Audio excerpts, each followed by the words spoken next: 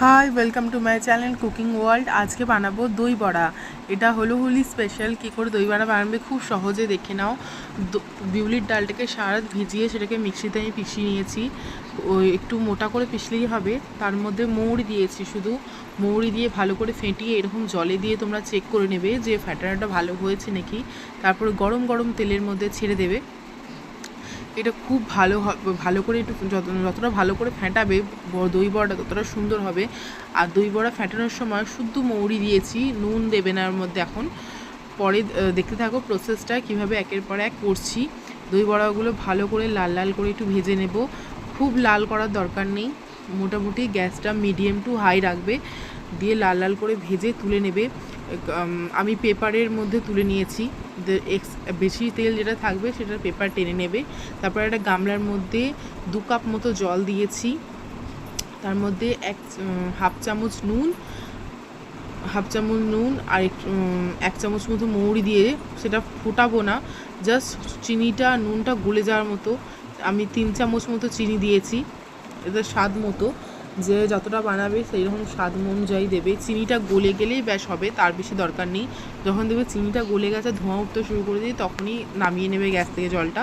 তার মধ্যে বড়াগুলো সব ভিজিয়ে নেবে। তারপরে বড়াগুলো ভিজিয়ে দেখবে খুব বেশি 2 থেকে 3 মিনিট ভিজালেই দেখবে কেমন নরম হয়ে গেছে। তেমন হাতা দিয়ে দেখো আমি চেপে চেপে দিচ্ছি, ভেতরে সব পুরো জলটা ঢুকে যাবে। দই বড়ার মধ্যে পুরো স্বাদটা চলে আসবে। এর মধ্যে চিনি আর নুনের যে স্বাদটা সেটাও পুরো বড়ার মধ্যে ঢুকে যাবে।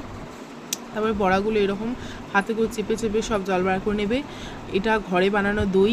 এই দইয়ের রেসিপি যদি কারো চাই আমাকে কমেন্ট করো। এই দইটা ভালো করে আমি ফেটিয়ে নিচ্ছি। আগে জল দেবো না, আগে দইটাকে শুধু ফেটিয়ে নেবো ভালো করে, তারপরে এতে জল দেবো। আমি দইটা ফেটিয়ে নিয়ে একটা বড় গামলায় ঢেলে নিয়েছি। তারপরে ওর মধ্যে কোনো কিছু ওয়েস্ট করব না, ভালো করে দইয়ের গামলাটা ধুয়ে নিয়ে আমি জলটা এর মধ্যে ঢেলে দিলাম। দইয়ে আমরা দেবো গুড়, গুড় দিলে বেশি দোকানের মতো স্বাদটা খুব সুন্দর আসে। দোকানেও যারা বানায় তারা বেশিরভাগ গুড়ই ইউজ করে। এই দইটাতে গুড় দেবো, 1 চিমটি নুন দেবো, দিয়ে ভালো করে ফেটিয়ে নেব। এখানে দইটা কিন্তু একটু পাতলা রাখবে, পাতলা না রাখলে দই বড়ার ভেতরে কিন্তু দইয়ের স্বাদটা যাবে না। দেখো আমি সব কটা দই বড়া এর মধ্যে ঢেলে দিলাম। দই বড়া ঢেলে দিয়ে দেখো এখনই দেখতে খুব সুন্দর লাগবে, কিন্তু এটা তো এখন গরম আছে, এটাকে ঠান্ডা করতে হবে। তার ঠান্ডা করার জন্য ফ্রিজে রেখে দেবো। আমি দই বড়া তোমায় দেখিয়ে দিয়েছি কেমন আমি একদম ডুবিয়ে দিয়েছি, এরকম ডুবিয়ে দেবে। ডুবিয়ে আমি এখন ফ্রিজে রেখে দিলাম। তারপর ঠান্ডা হলে বার করে তোমাদের দেখাবো। দই বড়া ঠান্ডা হয়ে গেছে, ফ্রিজ থেকে বার করে নিয়েছি। দেখো কেমন সার্ভ করছি। ওপরে একটা দেবো স্পেশাল মশলা, এটা হলো দই বড়া মশলা। খুব তাড়াতাড়ি এই মশলার রেসিপি আমি পোস্ট করব। তারপর ওপর থেকে দেবো গ্রিন চাটনি, তারপরে দেবো তেঁতুলের চাটনি। গ্রিন চাটনি আর তেঁতুলের চাটনিও রেসিপি আমি খুব তাড়াতাড়ি পোস্ট করব। তারপরে ওপর থেকে দেবো সেউ। এই সেউ তোমরা যে কোনো দোকানে পেয়ে যাবে। দেখো একদম দোকানের মতো হয়েছে, দোকানের থেকেও আরও বেশি সুন্দর।